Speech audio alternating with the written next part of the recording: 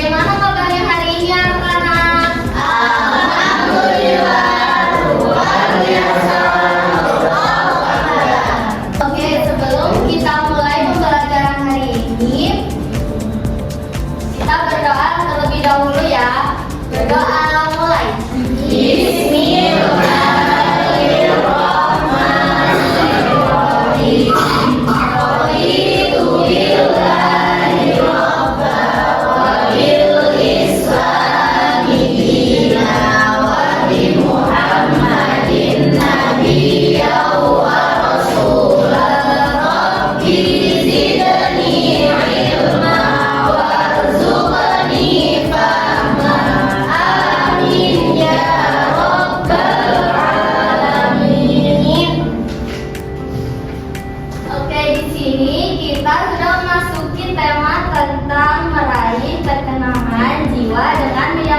Kodok dan kodar. Nah, kira-kira di sini siapa yang udah tahu apa sih pengertian kodok dan kodar itu? Saya, Bu. Jadi kodok itu artinya ketetapan dan kodar itu artinya perwujudan. Oke. Nah, selanjutnya di sini Ibu mau menampilkan sedikit cuplikan tentang kodok dan kodar. Nah, ini dia.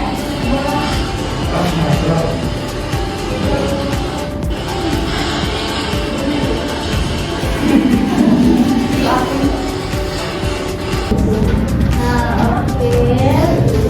Nah, selanjutnya Ibu akan bagi 3 kelompok tentang apa yang sudah Ibu tampilkan tadi.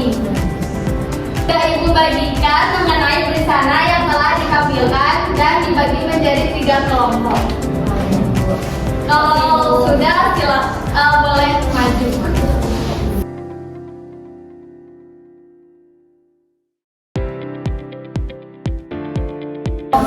Saya, Bu.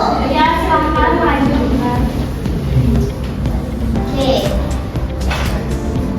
Saya mewakilkan dari kelompok 1.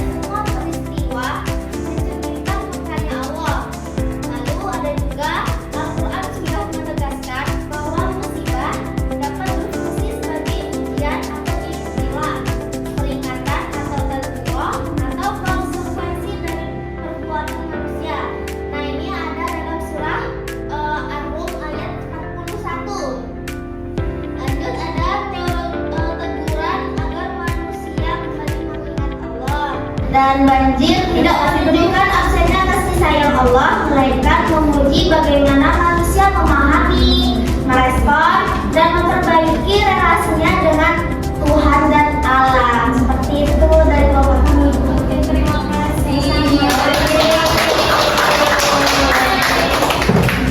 Oke, selanjutnya kelompok 2. Kelompok 2 Ibu. Ya, silakan.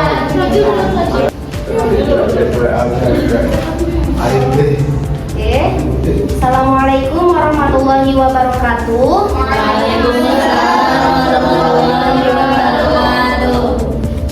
Saya perwakilan dari kelompok 2. Setelah melihat video di atas, pertanyaannya apa sikap seorang muslim ketika menghadapi musibah? Yang dilakukan seorang muslim ketika menghadapi musibah musibah yaitu yang pertama sabar dan tawakal, menerima musibah sebagai bagian dari ketetapan Allah, muhasabah diri, mengevaluasi diri dan masyarakat, bukan untuk mencari kambing hitam di sana, menolak menyalahkan Tuhan karena hal itu bertentangan dengan prinsip lagi. Jadi kami meyakini bahwa bencana banjir terjadi atas qada dan qadar Allah Subhanahu wa taala. Tidak ada satu peristiwa pun yang terjadi di alam semesta ini di luar kehendak dan ketetapannya. Keyakinan ini membuat kami tidak menyalahkan Allah atau menganggap bencana sebagai bentuk ketidakadilan darinya. Sekian dari kelompok 2. Wassalamualaikum warahmatullahi wabarakatuh.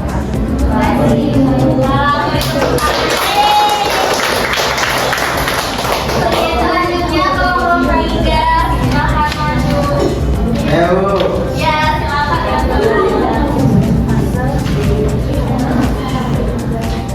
Assalamualaikum warahmatullahi wabarakatuh. Waalaikumsalam warahmatullahi wabarakatuh. Saya mewakilkan dari kelompok 3 ingin menyampaikan ini.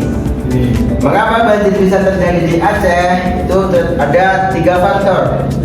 Yang pertama faktor alamiah, yaitu curah hujan ekstrim, karakteristik wilayah yang memiliki banyak sungai dan daerah dataran rendah.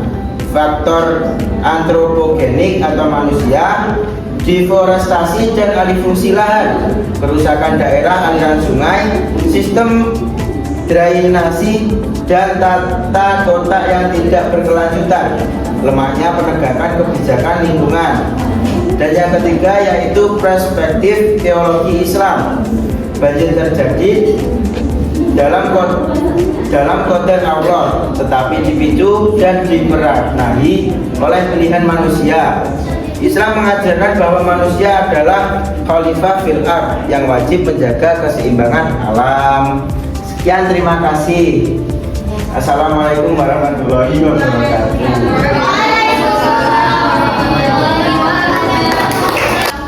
Contoh perilaku yang mencerminkan keimanan kepada qada dan qadar. Iman pada qada dan qadar adalah kombinasi ikhtiar maksimal dan tawakal turun, yaitu bekerja keras dengan etos tinggi, lalu bersabar saat sulit dan bersyukur saat senang. Selalu berprasangka baik, bersyukur pada Allah, serta ikhlas dan ridho menerima ketetapan dan harapannya. Tidak berputus asa atau sombong dan selalu berdoa. Nah, di sini juga ada contoh perilaku. Selanjutnya contoh perilaku nyata, ikhtiar, berusaha semaksimal mungkin, bekerja keras, belajar giat dan berbuat baik tanpa henti, karena yakin usaha adalah bagian dari takdir Allah untuk mencapai kebaikan. Bertawakal, berserah diri, setelah berusaha serahkan hasilnya kepada Allah, yakin bahwa Allah Maha mengetahui yang terbaik. Yang ketiga sabar dan syukur, dan yang terakhir selalu berdoa, mohon yang terbaik, karena doa Allah adalah senjata orang mukmin. Nah, selanjutnya kesimpulannya, bencana banjir merupakan bagian dari ketetapan qada dan ketentuan qadar Allah Subhanahu wa taala yang telah ditetapkan sejak dahulu. Tidak ada peristiwa yang terjadi secara kebetulan, melainkan atas kehendak dan izin Allah. Namun demikian, keimanan kepada qada dan qadar tidak menjadikan manusia bersikap pasrah tanpa usaha. Peristiwa banjir di Aceh mengajarkan bahwa manusia tetap memiliki kewajiban untuk berikhtiar, seperti menjaga lingkungan, mengelola alam dengan baik, serta saling tolong menolong dalam menghadapi musibah. Sikap yang benar bagi seorang muslim adalah menerima takdir dengan sabar dan tawakal, disertai usaha nyata untuk memperbaiki keadaan. Dengan demikian, pembelajaran ini menumbuhkan keyakinan bahwa bencana merupakan ujian dan sarana introspeksi diri, sekaligus menumbuhkan nilai keimanan, kepedulian sosial, dan tanggung jawab manusia sebagai khilafah di bumi dalam meyakini dan mengamalkan qada dan qadar Allah Subhanahu wa taala. Oke. Cukup sekian pembelajaran hari ini. Ibu akhiri. Assalamualaikum